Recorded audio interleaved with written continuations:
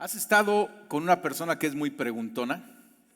Y yo creo que es agradable que alguien te pregunte. Yo recuerdo mis niños chiquitos, esos niños chiquitos que siempre están preguntando y le respondes y luego dicen ¿y por qué? Y vas y ¿por qué? Ya nomás. O sea, eso es algo muy bueno de un niño. Y a veces algo se rompe y nos volvemos adultos que ya no preguntamos, ¿no? Eso no pasó en mi caso. Yo soy bien preguntón. Y me gusta preguntar, en especial si estoy en un ambiente donde hay respuestas. Yo recuerdo cuando estudié en el Instituto Bíblico, o sea, yo le picaba, como decía, la cabeza a mis profesores y les preguntaba continuamente. Hoy en día tengo relación con alguno de ellos. Kevin Grimmer era uno de mis mejores profesores y hoy en día todavía le hablo por teléfono y en cuanto me contesta me dice: tienes una pregunta, ¿verdad? Le digo: sí, tengo una pregunta teológica que te quiero hacer, y él muy amable me responde.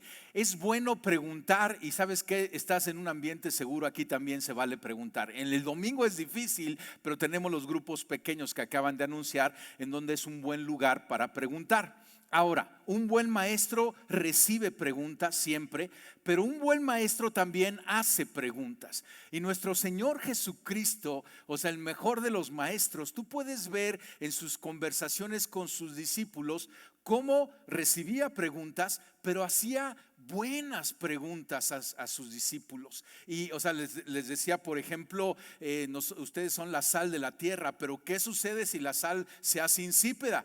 Y se callaba, ¿no? Y entonces dejaba que los discípulos respondieran. Y así hacía preguntas. Y hoy te quiero platicar, yo creo que es la pregunta más importante que Jesucristo hizo. ¿Entiende? Hacía preguntas no porque no supiera la respuesta, sino porque usaba las preguntas para hacer reflexionar y llegar a esa respuesta, que sus discípulos llegaran ahí. Y hoy te quiero platicar de la pregunta, yo creo, más importante que Jesús le hizo a sus discípulos, y obviamente es una pregunta también para nosotros, que si tú y yo la contestamos correctamente, va a determinar la manera en que caminamos aquí y ahora en esta vida, pero también va a determinar a dónde vamos a pasar la eternidad. Entonces, ¿quieres conocer esta pregunta? Vamos al Evangelio de Mateo capítulo 16 y vamos a abrir la Biblia juntos.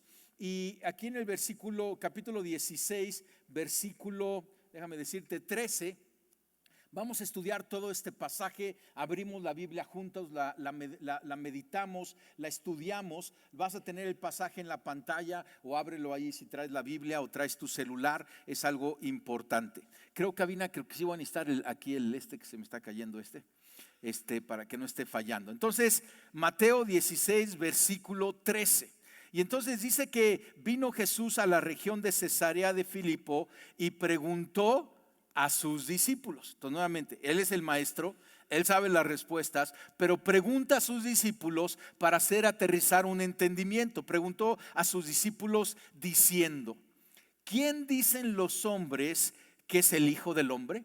El Hijo del Hombre es el título preferido que Jesucristo usa para él mismo, ¿no? Y es un título profético. Y entonces Jesucristo diciendo, o sea, va a ir más profundo con esta pregunta, pero comienza diciendo, o sea, como que ¿qué dice la raza, no? ¿Qué dice la gente de quién en verdad soy yo? Y el mundo tiene una opinión de Jesucristo, y yo estoy seguro que tú le escuchas cuando vas caminando, cuando tú dices que eres cristiano, o cuando estás indagando acerca del cristianismo. Tú preguntas al mundo y escuchas opiniones. Entonces los discípulos, versículo 14, dijeron: unos dicen que eres Juan el Bautista, otros que Elías, y otros Jeremías, o alguno de los profetas. Y entonces les dice lo que el mundo, o sea, lo que de alrededor estaban pesando. Y aquí comenzamos con la información. Entonces, muchos alrededor de nosotros tienen en alta estima a nuestro Señor Jesucristo, y pueden decir cosas buenas de Jesucristo. Es un buen maestro, fue un gran profeta, fue un hombre de gran moral, nos dio buenos consejos, pero siempre se quedan cortos de quién es verdaderamente Él. Y muchas veces nosotros nos podemos quedar con la información que tiene el mundo, pero déjame decirte, está limitada, y esa información que el mundo tiene de Jesucristo no cambia vidas.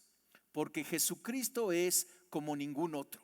En ocasiones puedes ir a un curso, escuchas un conferencista y mencionan a Jesucristo y tú te sientes bien. Pero cuando te das cuenta, lo están mencionando como cualquier otro filósofo o dentro de otros líderes religiosos y lo ponen a ese mismo nivel. Y aunque te sientes bien porque Jesús es importante para ti, tú dices, no está totalmente cierto lo que están diciendo. Se les quedó corta la respuesta. Y así es lo que vemos. Los discípulos empiezan a decir, pues que un profeta y demás, y Jesucristo es un profeta, pero es mucho más. Jesucristo es como ningún otro. Y entonces Jesús avanzó en el versículo 15 y les dijo, ¿y vosotros quién decís que soy yo? Entonces una cosa es lo que el mundo comenzó Jesucristo preguntando, ¿quién dicen otros? Pero luego fue de una manera personal a los discípulos. ¿Y tú? No es bueno señalar, ¿verdad? Pero y yo creo que Jesucristo nos está haciendo esta pregunta esta mañana a nosotros. Todo ser humano tiene que contestar, va a contestar esta pregunta. Y de acuerdo a su contestación y a qué hacen con esta verdad, va a determinar su caminar y su eternidad. Por eso digo, esa es la pregunta más importante. ¿Y ustedes qué opinan? ¿Quién creen que soy yo? Y entonces aquí comienza en el versículo 16 Simón Pedro, ¿no? Simón Pedro es el aventado, ¿no? Es el primero que camina en el agua, es el que va de frente. Y entonces inmediatamente dice, respondió Simón Pedro y dijo, tú eres el Cristo, el Hijo de Dios viviente. Wow, me encanta la respuesta porque es verdadera, porque Jesucristo, afirma que está correcta la respuesta, pero está resumida, concreta, sin muchos rollos, sin mucho adorno. Dice, tú eres el Cristo, el Hijo del Dios viviente, ¿no? Y entonces va más de la información de los que tienen alrededor. La información que tiene el mundo no va a cambiar tu vida. Y entonces tú y yo tenemos que responder esta pregunta. Pero mira lo que dijo Jesucristo. Entonces le respondió Jesús, bienaventurado eres Simón, hijo de Jonás. Le dijo con todos los apeinados, ¿no? Hasta el nombre del papá de Pedro ya conocemos, ¿no? Hijo de Jonás, porque no te lo reveló carne ni sangre, sino mi Padre que está en los cielos. Y este pasaje es muy profundo, porque le está diciendo, está correcto. Está afirmando que la respuesta es correcta, ¿sí? Jesucristo diciendo, yo soy el Cristo, yo soy el Hijo del Dios viviente.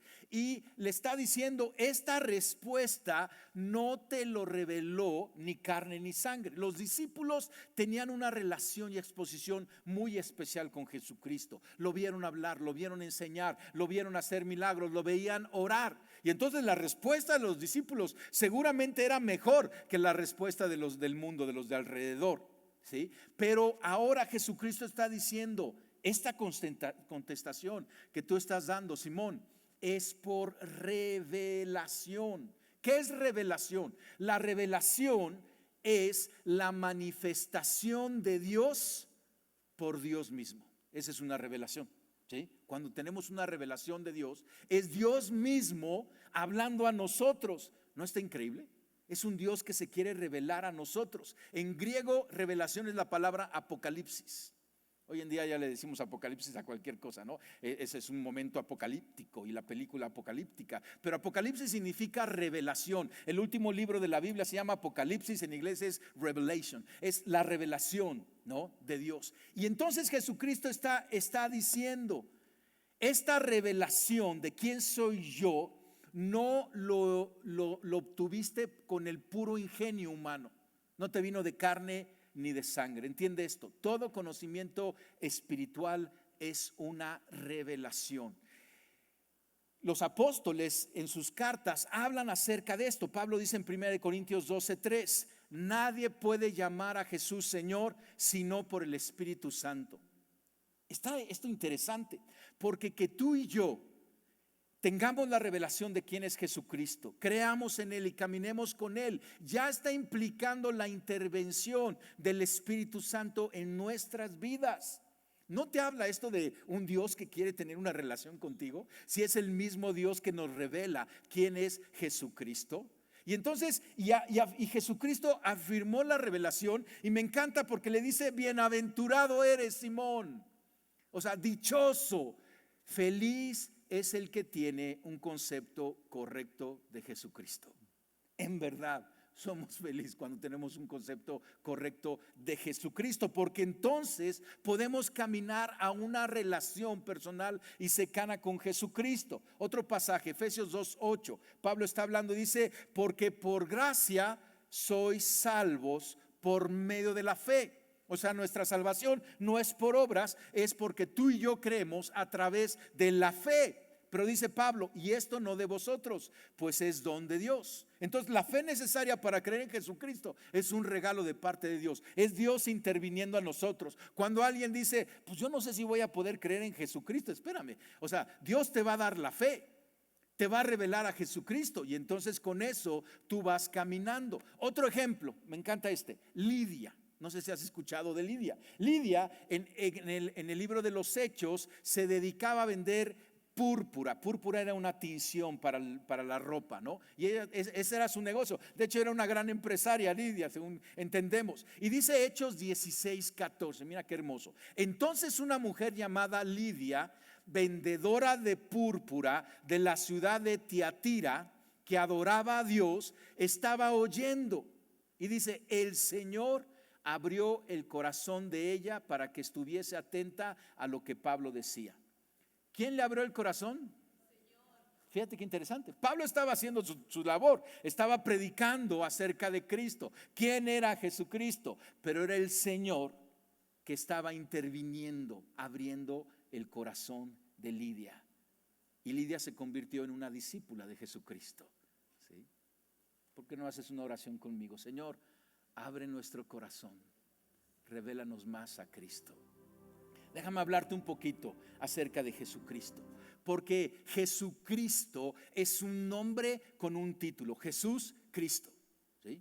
Nombre es Jesús y el título es Cristo. Déjame ir primero al nombre. El nombre de Jesús se deriva de la forma, el nombre Jesús es la forma griega del nombre hebreo Yeshua. Ves que hace rato estábamos cantando Yeshua y a lo mejor tú decías: ¿y estos cuates qué están haciendo? ¿No? O sea, estamos diciéndole a Jesús como le decían en hebreo. O sea, a Jesús su mamá cuando lo regañaba, nunca lo tuvo que regañar, pero cuando lo llamaba era Yeshua, ¿no? Bueno, esa vez que estaba ahí en el templo, ¿no? Que se perdió en Jerusalén, decía: Yeshua, ¿dónde andabas? Entonces esa es la forma hebrea. Y Yeshua, que ahora en el griego y el que usamos nosotros es Jesús, significa Dios es Salvador o el Señor salva. Es lo que significa. Entonces cada vez que le decían Yeshua, estaban diciendo: el Señor salva. ¿Me ayudas con el vino? ¿Sí? Dios es salvación. ¿Sí? ¿Me regresas la vista? O sea, eso es Jesús y es Yeshua. Y eso es importante porque aún su nombre tiene un significado muy profundo. Él es nuestro Salvador, porque Él es Dios y Dios salva.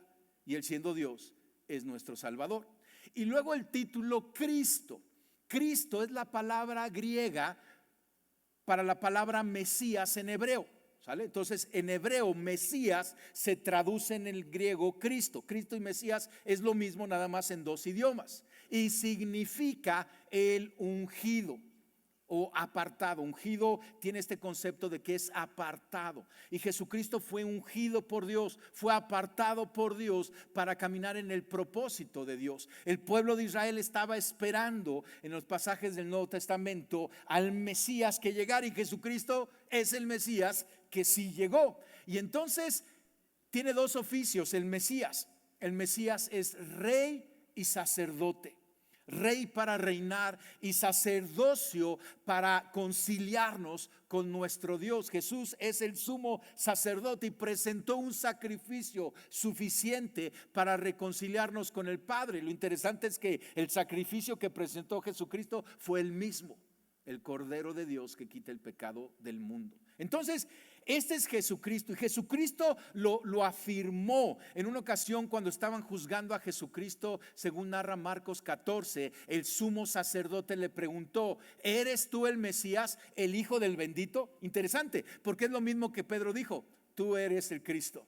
el Hijo del Dios viviente. Y entonces el sumo sacerdote le dijo, ¿tú eres el Mesías, el Hijo del bendito? Y Jesús dijo, yo soy.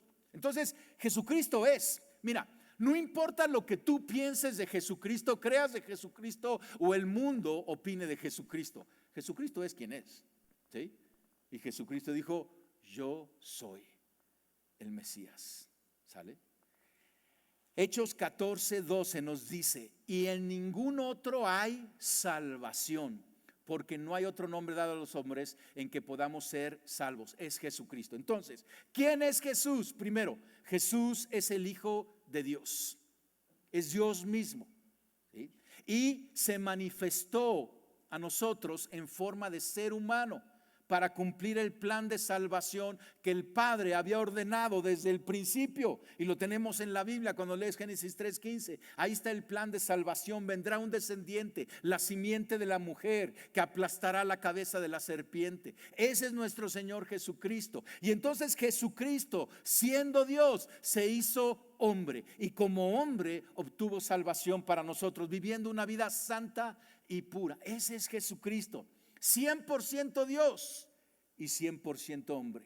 Él no dejó de ser Dios, pero se hizo en forma de hombre y caminó con nosotros. Emmanuel, Dios con nosotros. Jesús es el Salvador que nos perdona el pecado y nos libra de sus consecuencias. Nos libra también de la muerte y de una vida lejos de Dios. Porque a la pregunta, si Jesús es nuestro Salvador, una buena pregunta es, ¿y de qué nos salvó? Buenísima pregunta. Nos salvó de nuestro pecado. Tú y yo ya no somos esclavos del pecado, ni de sus consecuencias, porque la paga del pecado es la muerte. Y Jesucristo perdonó nuestro pecado a través del sacrificio de Él mismo, de derramar su sangre. O sea, nos perdona el pecado porque pagó por nuestros pecados. Y tú y yo podemos ir libres, porque la deuda que tú y yo teníamos fue cargada a Jesucristo, el que no tenía ninguna deuda. Y Él nos libró del pecado, nos libró de sus consecuencias, que es la muerte. Tú y yo tenemos vida eterna. Ya no tenemos que vivir una muerte eterna. Y también nos reconcilió con Dios. Él nos acercó a Dios, abrió el camino que nosotros habíamos cerrado a Dios por nuestra rebeldía y pecado. Él es nuestro Salvador. No es un Salvador, no es un camino, es el camino y el único Salvador, el único que salva. No hay otro nombre dado a los hombres en que podamos ser salvos. Y Jesucristo también es Rey y Señor, ¿sí? Y Jesucristo Rey un día va a regresar aquí en la tierra a gobernar con nosotros, con los que creemos en su nombre, con los que lo hemos recibido. Él va a venir a gobernar. Entonces, interesante, porque el pueblo judío estaba esperando el Mesías y ahí estaba Jesucristo preguntando, ¿quién opinan ustedes que soy yo?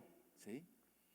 Y Él regresó al cielo, pero un día prometió que va a regresar y va a regresar a gobernar aquí en la tierra, porque Él es Rey, ¿sí? Entonces, está interesante. Este es Jesucristo. Y tú y yo tenemos que tomar esta revelación que viene de parte de Dios a nosotros. Tenemos la ayuda de Dios para entenderlo, para recibirlo, ¿sí? Y de acuerdo a cómo respondamos a esta revelación, va a marcar la historia de nuestra vida. Déjame caminar en otra cosa. Porque aquí dice, o sea, respondiendo Simón Pedro dijo, tú eres el Cristo, el Hijo de Dios viviente. Entonces le respondió Jesús, bienaventurado eres Simón, hijo de Jonás, porque no te lo reveló carne ni sangre, sino mi Padre que está en los cielos. Y luego dice en el 18, y yo también te digo que tú eres Pedro, y sobre esta roca edificaré mi iglesia, y las puertas del Hades no prevalecerán contra ella. Y aquí Jesucristo usa un juego de palabras en el griego, porque le dice, tú eres Petros, ¿sí? Pero luego dice, y sobre esta Petra edificaré mi iglesia. Y hay veces que se ha malinterpretado esto, porque se piensa que es Pedro el que está cargando la iglesia, y Dios y Jesucristo edificó la iglesia sobre Pedro. Pero no es lo que entendemos, porque Pedro significa la palabra Petros en el griego significa fragmento de roca.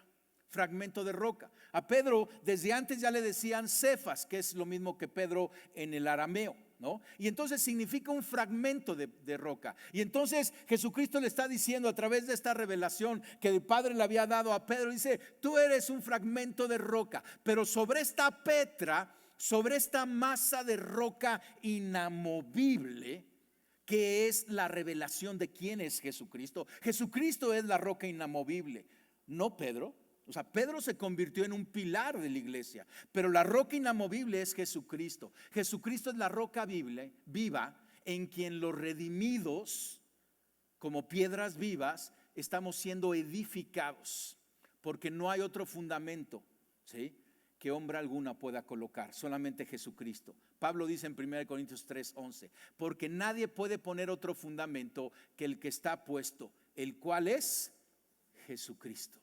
Jesucristo es el fundamento. Entonces, sobre esta roca, sobre esta revelación, sobre esta confesión de fe, que Jesucristo es Señor, Salvador, Dios y Rey, es que Jesucristo está edificando su iglesia.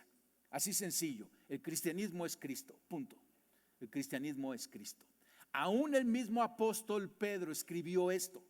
En 1 de Pedro capítulo 2, en una de sus cartas, Pedro escribió: vosotros también, como piedras vivas. Fíjate qué interesante, ¿no? Porque Pedro, al que Jesucristo le dijo: tú eres un pedazo de roca, ¿sí?, y vas a ser puesto como iglesia sobre esta piedra. Dice, Pedro está diciendo: nosotros también, como piedras vivas, sé edificado como casa espiritual y sacerdocio santo, para ofrecer sacrificios espirituales aceptables a Dios por medio de Jesucristo. Por lo cual también contiene la escritura: he aquí, pongo en Sión la principal piedra del ángulo, escogida, preciosa, y el que creyere en él no será avergonzado. Está hablando de Jesucristo. El que creyere en Jesucristo no va a ser avergonzado. Entonces fíjate qué interesante, porque Pedro está recibiendo esta revelación del Padre y Jesucristo le está diciendo, déjame ir por un plumón acá atrás. Jesucristo le está diciendo, o sea, tú eres Pedro, tú eres esta piedra que va a ser edificada sobre la roca. Porque muchas veces pensamos el poner todo el peso sobre una persona, pero los hombres somos falibles, somos imperfectos, ¿sí? Y nos identificamos con Pedro. Se me olvidó leer esta parte de Pedro, ¿sale? Porque mira, lee conmigo más adelante.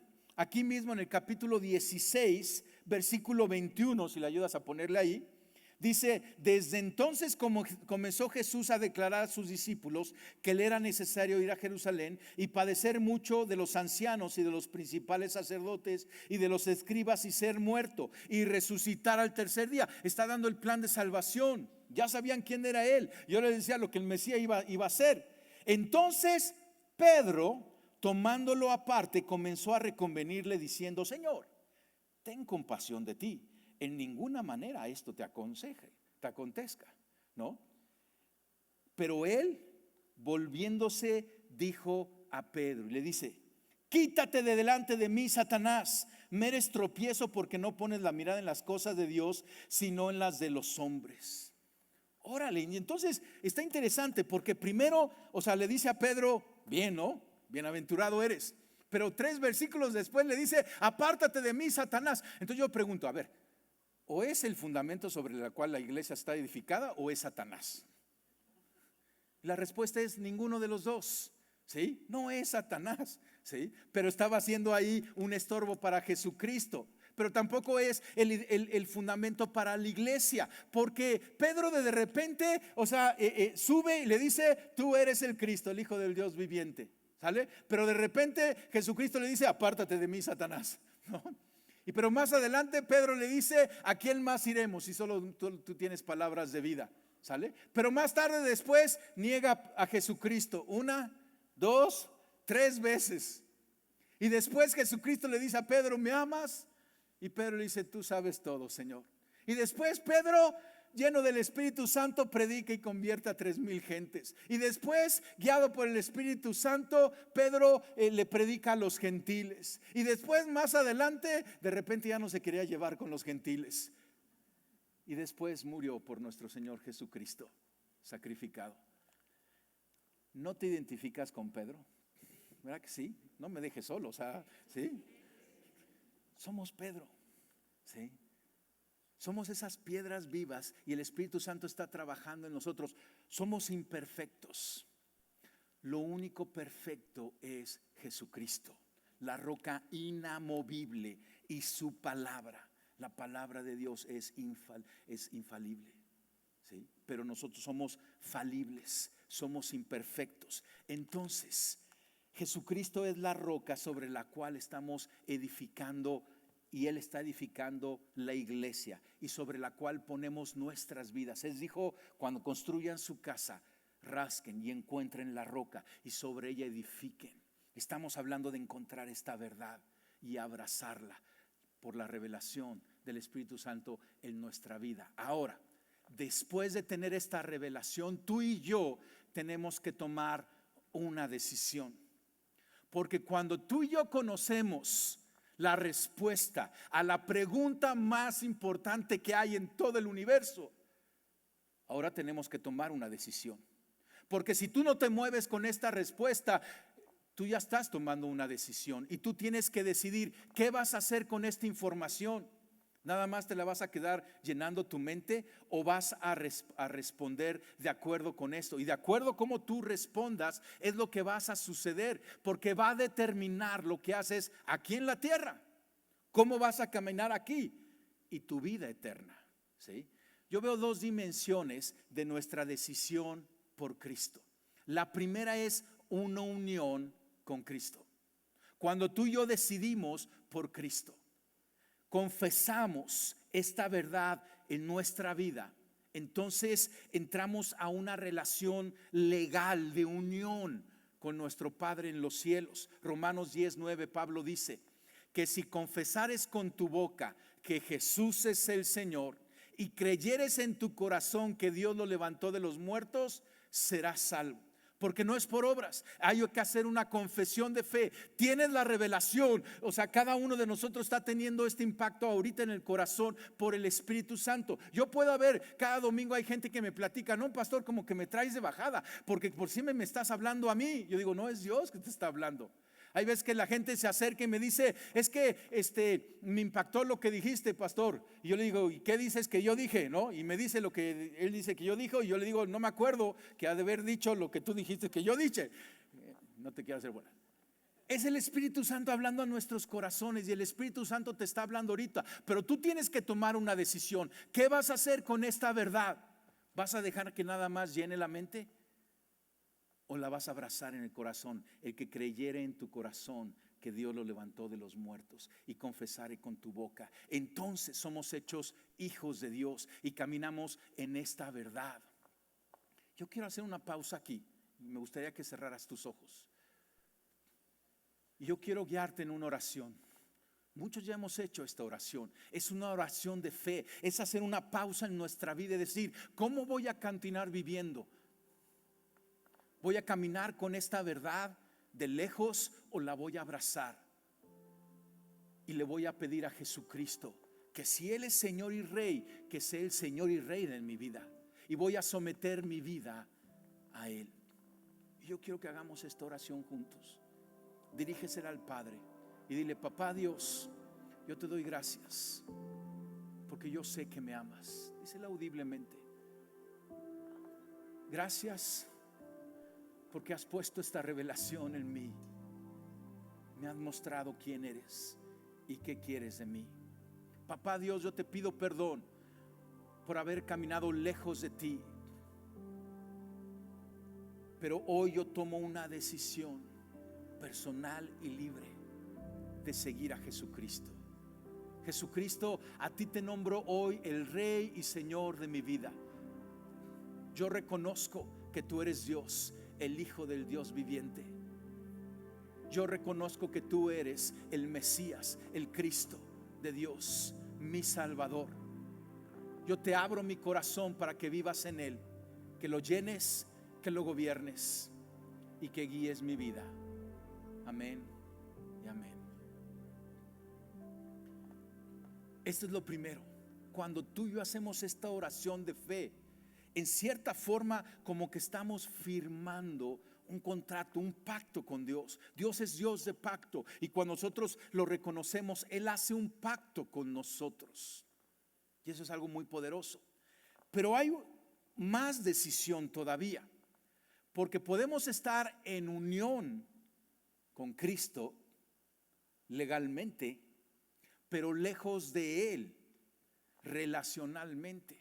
Déjame darte una ilustración. El matrimonio siempre se ha usado como una ilustración de lo que es la relación de Dios con el hombre. Por ejemplo, Dios se muestra como el esposo de Israel, o Jesucristo habla de las bodas del Cordero, que Él va a venir por su novia, que es la iglesia. Entonces siempre funciona mucho para ilustrar nuestra relación con Dios. Entonces déjame darte una ilustración. Está un joven, imagínate un papá, tu papá, que tengas un hijo de 25 años, y el hijo de 25 años de repente llega contigo y dice: papá, ya encontré novia, ¿no? Y me voy a casar con ella. Entonces el papá se pone contento, y entonces el hijo le presenta a la novia a la familia, ¿no? Y el papá ve a la novia, chulísima la novia, guapa, guapa, guapa. Pero luego empieza a platicar con ella y es dulce, y ama a Dios, cree en Jesucristo, y es amable, bien educada, viene de buena familia. Y entonces el papá está pero bien feliz, ¿no? Voltea al cielo y dice: Señor, gracias por responder mis oraciones. Y entonces, bueno, ya están planeando la boda, pero de repente el hijo se acerca un día con su papá y le dice: oye, papá, nada más te quiero decir algo. Nos vamos a casar, y si nos vamos a casar por la iglesia, pero no vamos a vivir juntos. Después de casarnos, yo me voy a regresar a mi casa contigo y ella se va a ir a su casa con sus papás. Yo lo único que quiero es estar casado legalmente, pero no quiero vivir la comunión de un matrimonio. Tú como papás, ¿qué dirías? ¿No? Pues como que le agarrarías 2, 3 apes salvíficos, ¿no? Así a ver si le cae el 20, ¿no? Pero vamos a correr la ilustración. Entonces llega el día de la boda y se hacen sus votos y demás, pero acabando la boda cada quien se va a su casa, ¿no? Y entonces de repente, ¿cómo crees que va a ser la vida de tu hijo? Él está legalmente casado, pero de repente le ves un vacío a tu hijo. Y de repente tu hijo viene contigo y: papá, es que siento un vacío en el corazón, ¿no? Porque esta vida de casado como que no me está llenando. Y entonces de repente ves que tu hijo va y empieza a coquetear con otra señorita. Y tú le dices: hijo, pero tú eres casado. Y dice: sí, papá, pero tengo un vacío aquí en el corazón, ¿cómo lo lleno? Y empieza a coquetear con otra, y empieza a buscar acá y buscar allá. Y de repente ves a tu hijo orando a Dios, y tu hijo ora a Dios y le dice: Dios, me siento vacío sin ti. Siento un espacio aquí que no está llenado emocionalmente. ¿Qué está pasando con este joven? ¿Sí? Aunque está casado legalmente, no está en la plenitud de lo que es el matrimonio, y está muy vulnerable. La Biblia dice: hombre saciado desprecia panal de miel, ¿no? El hombre saciado hasta el panal de miel desprecia, ¿no? Y entonces obviamente está vulnerable, está vacío. Ahora déjame regresar a la ilustración de nuestra relación con Cristo.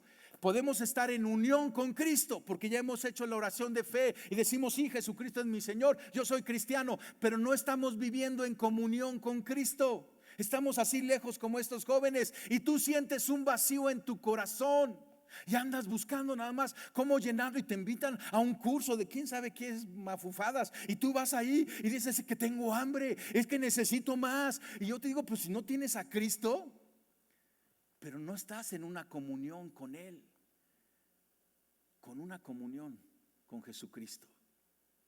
¿Me ayudas a pasar un versículo atrás? Que lo quiero leer. Corintios 1:19.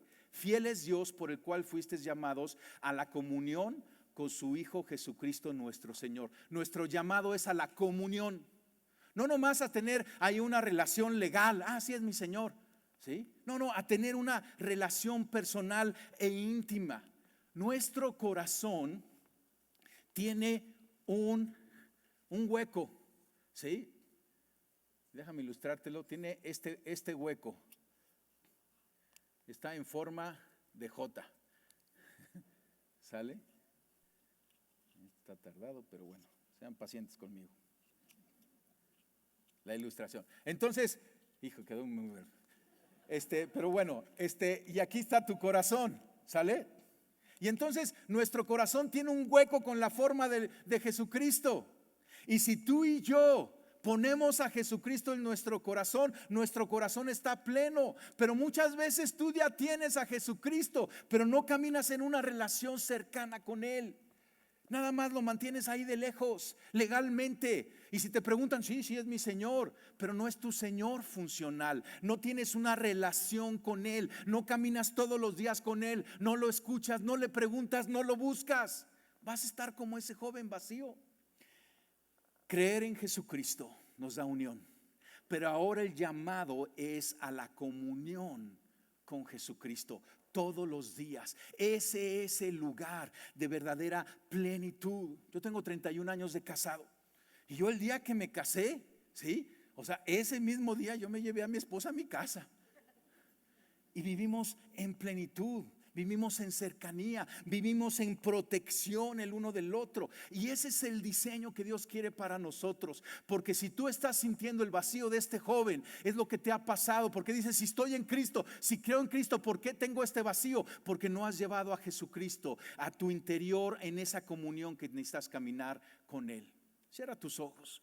Porque si tú estás en esta situación, te identificas, necesitas tomar una decisión para que Jesucristo no solamente sea un Señor de lejos, sino sea un Señor de cerca, un amigo, un íntimo, que tú te conviertas en un íntimo de Jesucristo.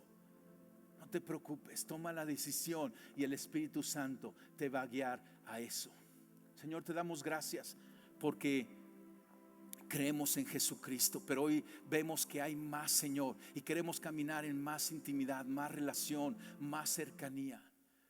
Señor, perdónanos por nuestro distanciamiento. Perdónanos por estar buscando en los lugares equivocados el vacío, llenar el vacío que solamente tú llenas. Hoy decidimos por ti, Jesucristo. Nos acercaremos más, preguntaremos y te escucharemos más, te adoraremos más. Queremos intimidad, cercanía y amistad contigo, en el nombre de Cristo Jesús. Amén. Déjame hablar otra cosa que puede pasar. A veces tú puedes ver un matrimonio y han vivido ya 30 años de casados, la llevan bien, pero ya llegaron los hijos y el trabajo y las labores y sirven en iglesia y demás, y de repente está tan ocupado ya el matrimonio, ¿sí? Sí están casados, sí hay una comunión porque están juntos, pero están tan ocupados que ya ni la mirada se cruzan, ya no salen de citas. Y esa es una situación fría. Y muchas veces nos puede pasar también con nuestro Señor Jesús. Jesucristo a las 7 iglesias en Apocalipsis, a la primera iglesia, Éfeso, le dice: yo veo tu arduo trabajo. Era una iglesia que tenía arduo trabajo. Y a veces estamos así ocupados y vamos y servimos, o a veces estamos ocupados con la revelación de Dios y leemos y andamos defendiéndonos, que aquí dice y este versículo y demás, pero nos olvidamos, dice Jesucristo a Éfeso: pero tengo contra ti que has olvidado tu primer amor. Y a veces puede ser que en nuestro caminar cristiano hemos perdido nuestra relación cercana con Jesucristo. Cierra tus ojos, porque quizá también esto te describe a algunos de ustedes, y hay que tomar una decisión. Señor, queremos caminar contigo. Padre, perdón porque la obra tuya, Señor, quizá nos ha estorbado de caminar más cerca de ti. Perdónanos, Señor, porque los afanes de la vida han secado esta relación. Perdónanos porque hemos dejado el primer amor. Hoy te decimos: queremos caminar más cerca, con más intimidad, y ponerte a ti como nuestra prioridad cada día, meditando en tu palabra, creciendo en oración, Señor, declaramos un nuevo amanecer en nuestra relación contigo. Tiempos frescos, tiempos cercanos, tiempos de vida. En el nombre de Cristo Jesús. Amén. Déjame terminar de leer el pasaje que estamos estudiando, porque dice: y yo también te digo que tú eres Pedro, y sobre esta roca edificaré mi iglesia. Y está hablando de nosotros. O sea, tú y yo somos ese Pedro, porque dice: y las puertas del Hades no prevalecerán contra ella, contra la iglesia de Cristo. Hades es el Seol o el infierno, y hay un ataque que está sucediendo, pero Jesucristo dice: no van a ganar, no van a prevalecer. Y luego dice: y a ti te daré las llaves del reino de los cielos. A los creyentes, a los que tomamos esta verdad, a los que hemos decidido sobre esta verdad de que Jesucristo es Cristo, el Hijo de Dios. A ti te daré las llaves del reino de los cielos, y todo lo que atares en la tierra será atado en los cielos, y todo lo que desates en la tierra será desatado en los cielos. O sea, Jesucristo está diciendo: les doy una autoridad, iglesia. Nuestra autoridad está basada en lo que tú y yo sabemos que es verdad, que Jesucristo es Rey y es Señor. Nuestra autoridad está en nuestra posición que tenemos en Cristo, en nuestra identidad. Y también tenemos que tomar y decidir caminar con esta revelación, en esta autoridad. Porque déjame regresar al matrimonio. ¿Te imaginas que de repente el esposo tiene posesiones económicas y tiene coche y tiene cosas, y la esposa pues se va en camión, ¿no? Y el esposo tiene 5 coches. Y la esposa, y le pregunta al esposo: ¿y por qué no agarras uno de los coches del esposo, no? Ay, es que no sé si me toca. ¿Sabe salvífico? O sea, ¿qué pasa? Y muchas veces podemos estar así. Jesucristo es nuestro Señor y Rey, y estamos viviendo vidas poquiteras, sin autoridad. No estamos ganando nuestras batallas, no estamos tomando las llaves de autoridad para cerrar o para abrir. Y tenemos que caminar con esta revelación. ¿Quién es Jesús para ti? Pero ¿quién eres tú para Jesús? Y lo que Jesucristo nos ha dado. Ponte de pie, vamos a terminar. Y necesitamos caminar con esta revelación, con esta autoridad. A nosotros, Jesucristo. Jesucristo con sus discípulos, ¿te acuerdas? En Mateo 28:18 les dijo: toda autoridad me es dada en el cielo y en la tierra. Por tanto, vayan. Toda esa autoridad tú y yo la tenemos a nuestro favor. No es por nuestros méritos, son los méritos de Cristo. Pero entonces, ¿qué es lo que tienes que hacer? Comienza a pelear tus batallas personales con esta autoridad que Cristo te está dando y te ha dado en tu identidad, en tu cercanía, en tu intimidad con Él. Señor, yo te doy gracias, Padre, porque hoy estás dando esta revelación puntual acerca de quiénes somos en ti, acerca de esta autoridad que tú nos has delegado, Señor. Y haremos guerra, haremos batalla y oraremos en el nombre de Cristo Jesús. Y en el nombre de Jesús declaramos que no hay ninguna arma forjada que va a prosperar en nuestra contra, porque tú estás con nosotros, Jesucristo. En el nombre de Jesús oramos y echamos fuera cualquier mala influencia de nuestra vida y de la vida de nuestra familia. En el nombre de Cristo Jesús declaramos territorio de Dios, esta iglesia, toda esta propiedad. En el nombre de Cristo Jesús oramos para que mandes ángeles y que pongas un vallado de fuego, Señor. Y aún el que quiera venir a hacer mal se encontrará con el Dios vivo que trae revelación, y habrá un encuentro de vida para aún esa persona. Bendecimos cada casa, Señor. Bendice tu casa. Comienza a levantar una oración de autoridad por aquellas cosas que te preocupan o te ocupan, por aquellas cosas que vienen de bendición y que tú las peleas en oración. En el nombre de Jesús, levanta tu oración, levanta tu oración. Caminamos con esa revelación, con esta autoridad, en el nombre de Jesucristo. Echamos fuera toda maquinación del enemigo. Echamos y resistimos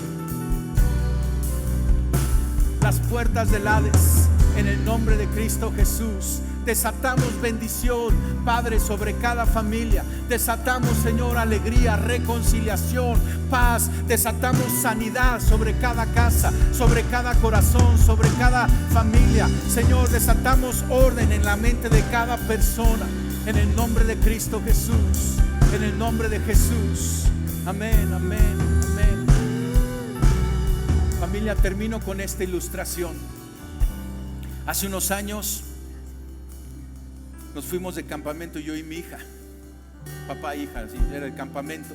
Y una de las actividades es que nos dieron un poco de plastilina y teníamos que hacer algo que representara nuestra relación. Y yo hice una flecha, ¿no? Y dije a mi hija, no, tú eres una flecha en manos del valiente y estoy lanzándote hacia tu propósito. Y de repente mi hija pequeña me muestra la plastilina, había hecho un churrito y con el churrito hizo un nudo. Y me muestra el nudo. Yo digo, ¿y qué es eso? Mi papá, es un nudo. Yo digo, ok. Y me dice, es que tú me desenredas. ¿No es lo más hermoso? Jesucristo nos desenreda, familia. Él es el único que puede darnos propósito, que desatorarnos de las cosas que estamos desatorados. Es el único que puede poner claro nuestro pensamiento y nuestra vida mientras lo adoramos, mientras nos enamoramos más de Él. Yo quiero que terminemos adorando a Dios con este canto. Cantémoslo como un canto de guerra, como un canto de cercanía, como un canto de adoración, como un canto de revelación. Vamos a cantarle, familia.